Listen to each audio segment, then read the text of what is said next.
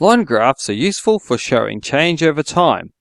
Sometimes you might want to graph two different types of data sets over the same time period.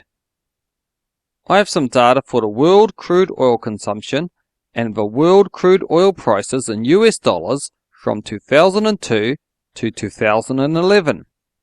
To graph this, I'm going to construct a multi-line graph using two scales. This means, after I've drawn the x-axis, I will draw two y-axes instead of a usual single y-axis. On the x-axis I will plot the time period. On one y-axis I will label oil consumption, which is measured as millions of barrels per day.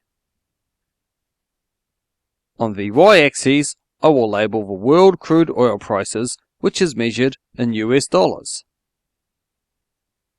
Be sure to use a consistent scale for each axis, using consistent intervals.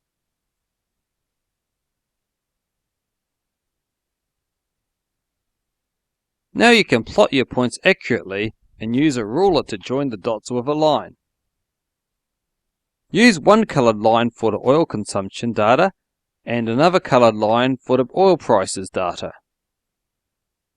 I will also include a key so it is easy to identify which line is for the oil consumption data and which line is for the oil prices data.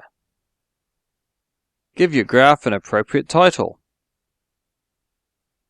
Write a generalization to show the trend of your line graph. For example, from 2002 to 2011, world crude oil prices have fluctuated upwards as the global consumption has risen steadily.